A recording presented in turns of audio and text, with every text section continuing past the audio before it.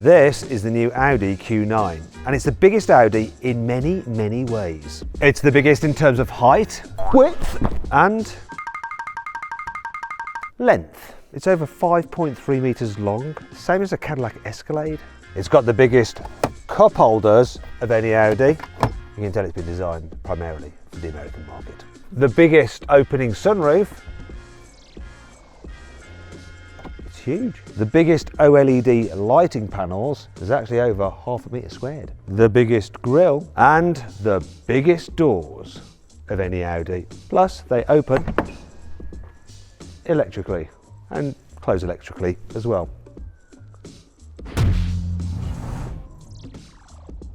The Q9 is a statement vehicle. It's been designed to look expensive. That's why the panels here at the rear are all smooth, unlike on the Q7 where it's stepped. That's more expensive to do.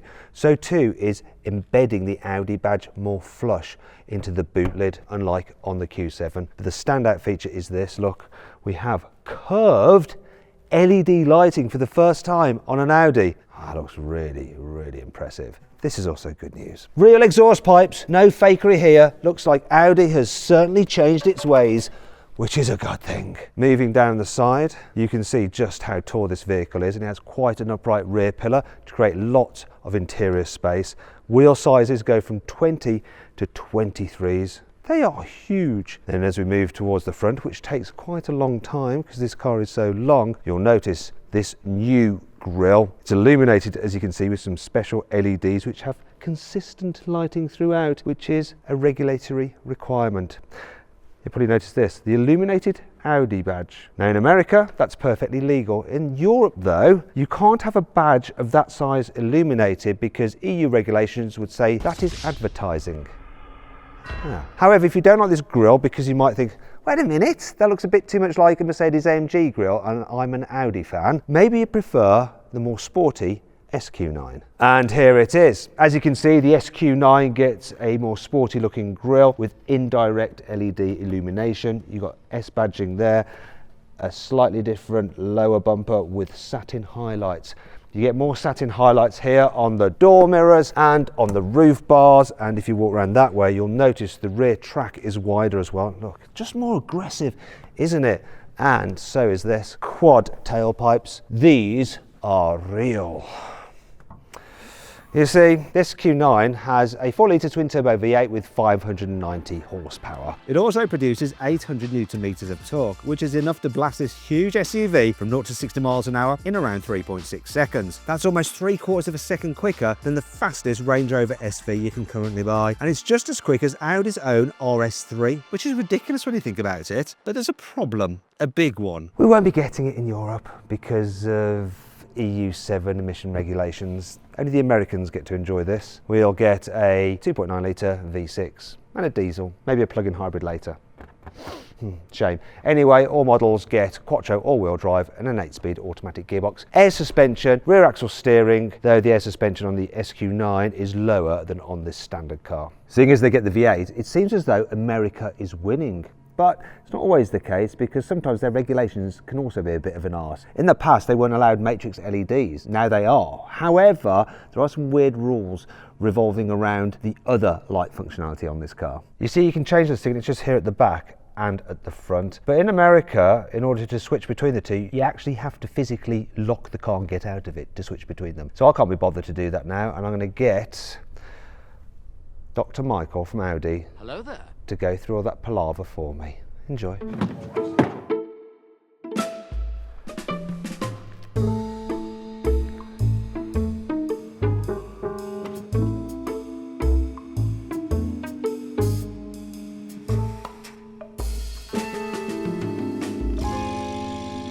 Sorry about getting you to do that, Michael.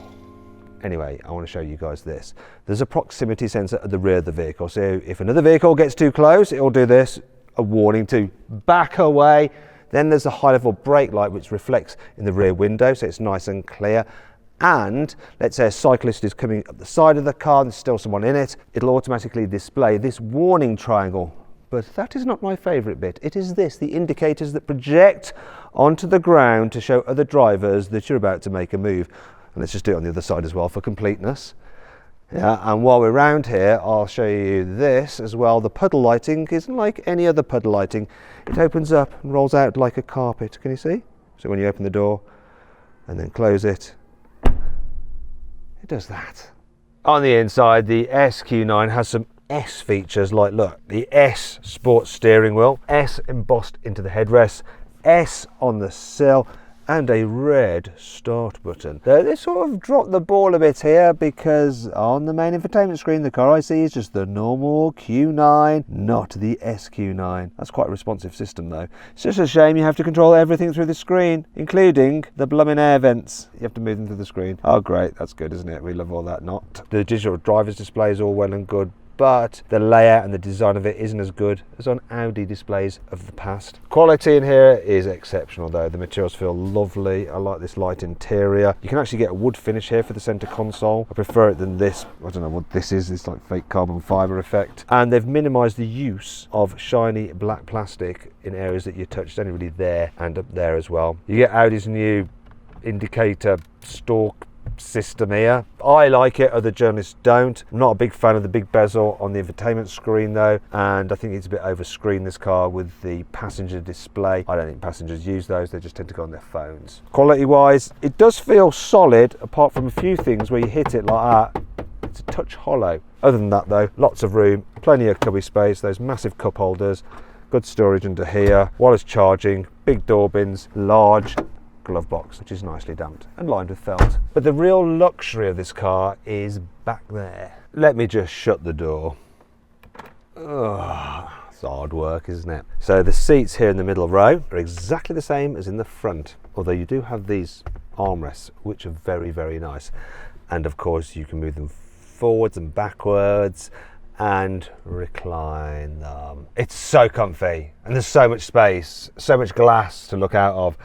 You have blinds as well if you don't want to look out so much, or you don't want people looking in. And if you need to get to the back seats, it's really easy, because you can just go through this gap if you want to, like this. Try not to get this up my bum.